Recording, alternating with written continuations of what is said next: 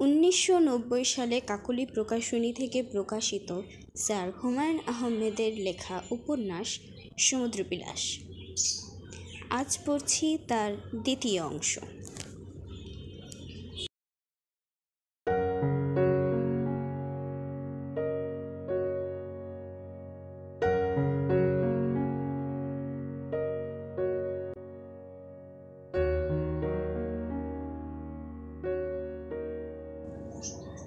আপনার সমস্যাটা কি বলুন তো? ডাক্তার পূর্ণ চোখে তাকিয়ে আছেন। উনি খুব ব্যস্ত ডাক্তার। রোগীর দিকে শুধু শুধু তাকিয়ে নষ্ট করার সময় তার নেই।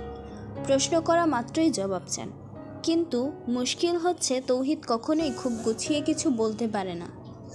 রিমিকে সঙ্গে নিয়ে এলে হতো, রিমি আসতো, কিন্তু আজ সকালেই অনির খুব জ্বর এসেছে। রিমি অনিকে নিয়েই ব্যস্ত। বলুন আপনার কি অসুবিধা? তৌহিদ ইতস্তত করে বলল, তেমন কোনো অসুবিধা নেই। ডাক্তারের চোখে বিরক্তি আরও গাঢ় হলো।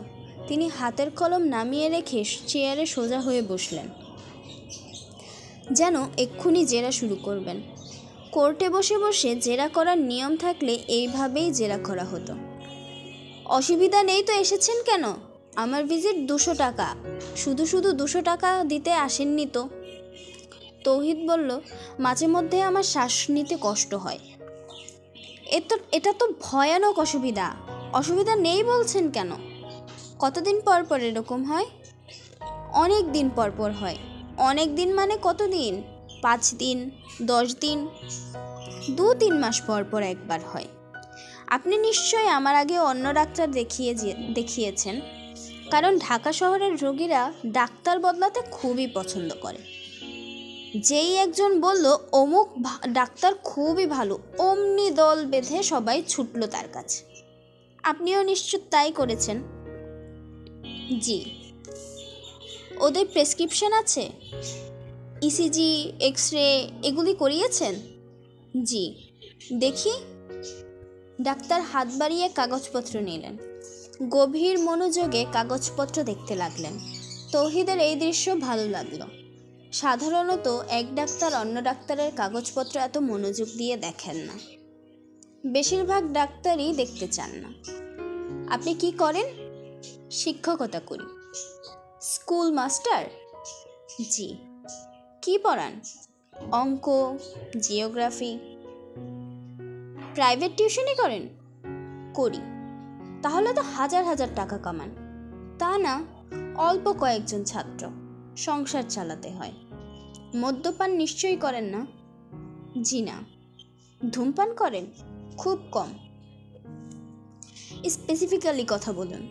অঙ্কের টিচার হয়েও স্পেসিফিক্যালি কথা বলতে পারছেন না? এটা কেমন কথা? খুব কম মানে কত? 3-4টা। কোনো দিন খাইও না। ডাক্তার সাহেব খুব গম্ভীর গলায় বললেন, আপনার কোনো অসুখ নেই। তৌহিদ অবাক হয়ে তাকিয়ে রইল। ডাক্তার সাহেব ভারী গলায় বললেন, অসুখ যদি কিছুটা থেকে থাকে তাও তাহলে আপনার মনে। আপনার শরীর পুরোপুরি সুস্থ। শরীর সুস্থ? জি। আমার ধারণা কোনো বিশেষ কারণে আপনার মন খারাপ থাকলে তবে এই শ্বাসকষ্টটা হয়। আপনি বরং সাইকিয়াট্রিস্টের সঙ্গে কথা বলুন। তৌহিদ বলল, আমি চলে যাব? চলে যাওয়াটাই তো স্বাভাবিক।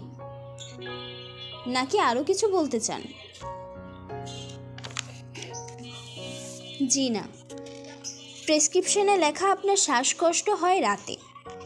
যে রাতে শ্বাসকষ্ট হয় সেই রাতে কি আপনার স্ত্রীর সঙ্গে আপনার ঝগড়া হয়? কিংবা সেই দিন অফিসের বসের সঙ্গে ঝগড়া হয়? মনে করে দেখুন তো। তৌহিদ বলল, আমার স্ত্রীর সঙ্গে ঝগড়া হয়। আরে ভাই, স্ত্রীর সঙ্গে ঝগড়া তো আমার রোজই হয়, তাই বলে আমার শ্বাসকষ্ট হয় না। শোবার সময় 10 মিলিগ্রাম ফ্রিজিয়াম খাই, মরার মতো ঘুমাই। আপনাদের ঝগড়া কি খুব বেশি হয়? জি না। তাহলে এই অবস্থা কেন? আপনি এক কাজ করুন, স্ত্রীকে নিয়ে বাইরে কোথাও যান, ঘুরে টুরে আসুন, তাতে মনের ওপর থেকে চাপ কমবে। কক্সবাজার চলে যান না, শুধু স্বামী স্ত্রী, আন্ডা বাচ্চা নেবেন না। হাত ধরাধরি করে সমুদ্রের পাড়ে হাঁটবেন, দেখবেন সব ঠিক হয়ে গেছে। আচ্ছা দেখি দেখি দেখি করে বাঙালি জাতি শেষ হয়ে গেল, কোনো ডিসিশন নিতেই পারে না, বলে দেখি। এত দেখা দেখির কি আছে? রিমি খুবই গুছানো মেয়ে। আজ অনেকগুলো ঝামেলা ছিল, সবই সে সুন্দর করে সামলালো। মেয়ের জ্বর অনেকটা বেড়ে গিয়েছিল, গা ঠান্ডা পানি দিয়ে মুছে দিল। তাপ অনেকটা নামল, বাকিটা নামলো অ্যানালজেসিক সিরাপ খেয়ে। রিমির ঘরে গৃহচিকিৎসা বলে একটা চটি বই আছে। এই বই রিমির প্রায় মুখস্থ। ছোটোখাটো চিকিৎসা এখান থেকেই করে। জ্বর নেমে যাবার পরপরই উনি ঘুমিয়ে পড়ল। এই ফাঁকে রিমি রান্না সেরে ফেলল। ঘরে ৯-১০ বছর বয়সী এক কাজের ছেলে আছে। সে ঘুমানো ছাড়া কোনো কাজই ভালো মতো করতে পারে না। তবু তাকে রিমি রেখেছে, কারণ অসংখ্যবার দোকানে এটা ওটা আনতে যেতে হয়। এই লবণ ফুরিয়ে গেল, এই তেল ফুরিয়ে গেল। ছেলেটির নাম জিতু। ও জিতু মিয়া। জি আম্মা। বাইরে দাঁড়িয়ে থাকো, তোর স্যারের ছাত্ররা এলে বলবি আজ পড়াবে না। স্যার ডাক্তার দেখাতে গেছে। জি আচ্ছা আম্মা। ওদের কাল আসতে বলবি। জি আচ্ছা। আরেকটা কথা জিতু মিয়া, তোকে কতবার বলেছি আমাকে আম্মা ডাকবি না, আপা ডাকবি। জিতু মিয়া দাঁত বের করে হাসল। রান্না শেষ করে রিমি শোবার ঘরের পর্দাগুলিও ধুয়ে দিল। চারদিক ঝকঝকে পরিষ্কার থাকার আলাদা আনন্দ, এটা কেউ বুঝতে চায় না। জবেদা বেগম বারান্দার ইজি চেয়ারে কাত হয়ে বসে আছেন। আজ তার শরীরটাও ভালো না, মাথা কেমন ঝিমঝিম করছে। রিমিকে কয়েকবার বলেছেন, রিমি তেমন গা করেনি। শান্ত মুখে বলেছে, প্রেশার বোধহয় বেড়েছে, চুপচাপ শুয়ে থাকুন। একজন ডাক্তার খবর দাও মা। এই বয়সে হুট করে প্রেশার বাড়া কোনো কাজের কথা না। প্রেশার থেকে স্ট্রোক হয়। কথায় কথায় ডাক্তার ডাকার অবস্থা তো মা সংসারের না। অনির যে 103 জ্বর উঠল, আমি কি ডাক্তার ডেকেছি? ওর বয়স আর আমার বয়স কি এক হলো মা? ও যা সহ্য করতে পারে আমি কি তা পারবো? ঠিক আছে, ও আসুক, ও এসে ডাক্তার ডেকে আনবে। জবেদা খানম চিবিয়ে চিবিয়ে বললেন, কিছু কিছু কাজ মা ইচ্ছা না থাকলেও করতে হয়, যেমন বুড়ো শাশুড়ির চিকিৎসা। বিনা চিকিৎসায় মারা গেলে তোমরা লোকের কাছে মুখ দেখাতে পারবে না। লোকে তোমাকে দেখিয়ে বলবে শাশুড়ি মারা বউ। রিমি কঠিন কণ্ঠে বলল, বলুক, বুঝো না বউ, এখনই বলে। তোমার নিজের মেয়েই বলে, তোমারে বলে ক্যাচক্যাচানি, সারাদিন যে ক্যাচক্যাচ করো এই জন্য বলে। অনি কিছু বলে না, অনিকে আপনি শিখিয়ে দেন। ক্রমাগত আজে বাজে সব কথা আমার সম্পর্কে বলেন। একটা কথাও মিথ্যা বলি না বৌমা, এইটা মিথ্যা বলার বয়স না। রিমির এর উত্তরের কঠিন কঠিন কথা তৈরি ছিল, বলা হলো না। জিতু এসে বলল, একজন ভদ্রলোক নাকি আসছেন। চোখে কালো চশমা। চোখে কালো চশমা থাকলে চেনা লোককেও অচেনা মনে হয়। এই লোক বোধহয় আসলেই অচেনা। রিমি চিনতে পারল না। লোকটির গায়ে একটা গোলাপি রঙের গেঞ্জি। 30-32 বছরের কোনো মানুষ কি গোলাপি গেঞ্জি গায়ে দেয়? পরনের প্যান্টের রং ঘন নীল, পায়ের জুতো সাদা। সাদা, নীল, গোলাপি এই তিনটি রঙের আলাদা কি কোনো প্রভাব আছে? এত চমৎকার লাগছে কেন তাকিয়ে থাকতে? লোকটি রিমিকে দেখেও উঠে দাঁড়ালো না। সে যেভাবে বসেছিল সেইভাবেই বসে রইল, একটা পায়ের ওপর অন্য পাটা রেখে। সেই পা অল্প অল্প দুলছে। রিমি বলল, কে?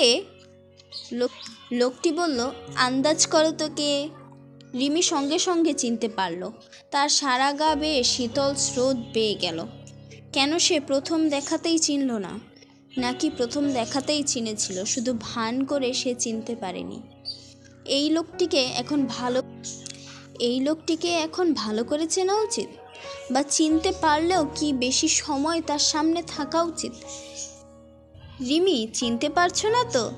রিমি জবাব দিল না, চুপ করে রইল। তুমি কি দাঁড়িয়ে থাকবে না বসবে? তোমার নিজের ঘরে তো আর তোমাকে আমি বসতে বলতে পারি না। আমি নিজেই তোমার অনুমতি ছাড়া বসে আছি। রিমি বসলো। আমি যে আজই প্রথম এসেছি তা না, আগেও একদিন এসেছিলাম। তোমাদের কারোর সঙ্গে দেখা হয়নি। তুমি, তোমার স্বামী, কেউ ছিল না। তোমার ছোট মেয়েটির সঙ্গে দেখা হয়েছে। ওর নাম বোধহয় অনি, তাই না? অনি বলেনি আমার কথা? বলেছে, সেটা যা তুমি বুঝতে পারিনি। রিমি বুঝতে পারছে তার কপাল ঘামছে, বুক ধুক ধুক করছে। তার পরিষ্কার মনে পড়ছে সেদিন অনির হাতে ছিল বিশাল এক টিন চকলেট। অনি শুধু বলেছে একটা লোক তাকে দিয়েছে। লোকটা কে, কি, কিছুই বলেনি। অচেনা অজানা একটা লোকের কাছ থেকে চকলেটের টিন নেবার জন্য রিমি বরং রাগই করেছে। সেই অচেনা লোকটা যে তা কে জানতো? লোকটা হাসতে হাসতে বলল, প্রায় 13 বছর পর দেখা। চিনতে পারবে কি পারবে না ভয়টা সবসময়ই ছিল। একবার ভাবলাম দাড়িগোঁফ কামিয়ে আসি। মুখ ভর্তি দাড়িগোঁফ অবস্থাময় তো তুমি আমাকে কখনো দেখোনি। আমি নিজেই এক নাগারে কথা বলে যাচ্ছি, তুমি তো কিছুই বলছো না। তোমার কি অস্বস্তি লাগছে? না, অস্বস্তি লাগা উচিত নয়। 13 বছর আগে তোমার সঙ্গে কিছু পরিচয় ছিল, ওই পরিচয়ের সূত্র ধরে এসেছি। আমি এর মধ্যে অন্যায় কিছু দেখছি না। তুমি দেখছো কি? জানি না। তুমি বসো, আমি এক্ষুনি আসছি। তোমাকে উঠতে হবে না। আমি চা কফি খাবার দাবার কিছুই খাবো না। 3 মিনিটের মধ্যে উঠব, আমার একটা অ্যাপয়েন্টমেন্ট আছে। তাছাড়া তুমি খুব বেশি রকম নার্ভাস হয়ে আছো। এত নার্ভাস হওয়ার কোনো কারণ দেখছি না। আমি নার্ভাস হইনি। হয়েছো? আগে তুমি আমাকে কখনো তুমি করে বলনি, এখন বলছো। এটা নার্ভাস হওয়ার লক্ষণ। এত নার্ভাস হচ্ছ কেন? রিমি কিছু বলল না, মুখ লাল করে বসে রইল। আসলেই তো ফরহাদ ভাইকে সে কখনোই তুমি করে বলেনি। সে এত বড় ভুল কি করে করলো? তোমার ঘর দুয়ার তো খুব গোছানো। আপনি কি ভেবেছিলেন অগোছানো দেখাবেন? আমি যা ভেবে রেখেছিলাম তা হয়নি। আমি ভেবেছিলাম খুবই বড় লোকের ঘরে তোমার বিয়ে হবে, বিরাট বাড়ি থাকবে, গাড়ি থাকবে, মালি থাকবে। আমার মতো দরিদ্র অবস্থা দেখে নিশ্চয়ই মনে মনে খুশি হয়েছেন। খুশি হব কেন? আমি যে ছোট মনের মানুষ না, তা তো তুমি জানো রিমি। জানো না? জানি। উঠি, 3 মিনিট হয়ে গেল। অন্য এক সময় এসে তোমার স্বামীর সঙ্গে পরিচিত হয়ে যাব। কবে আসবেন? তুমিই বলো। রিমি কিছু বলতে পারছে না। তার সব কিছু কেমন এলোমেলো হয়ে যাচ্ছে। সে এই মানুষটাকে সত্যি সত্যি আসতে বলছে। বলা কি উচিত? ফরহাদ উঠে দাঁড়াতে দাঁড়াতে বলল, শুক্রবার যদি তোমাদের কোনো প্রোগ্রাম না থাকে তাহলে তোমাদের সঙ্গে এসে ডিনার করতে পারি। আছে কোনো প্রোগ্রাম? না। তাহলে এই সেটেলড হলো। আমি সন্ধ্যা 7টা 7:30টার দিকে চলে আসব। ফরহাদ চলে যাবার পরেও ওই ঘরে প্রায় 15 মিনিট রিমি একা একা বসে রইল। তার মাথা ঝিমঝিম করছে, শরীর কাঁপছে, বুক ফেটে যাচ্ছে তৃষ্ণায়। এতক্ষণ আমি সাথে ছিলাম কুহিলি। আমার সাথে থাকার জন্য অসংখ্য ধন্যবাদ। আমার কণ্ঠে যদি নির্দিষ্ট কোনো বই শুনতে চান অবশ্যই কমেন্ট করে জানাবেন। আবার আপনাদের সাথে আড্ডায় চলে আসব সমুদ্র বিলাস গল্পের 3য় পার্ট নিয়ে।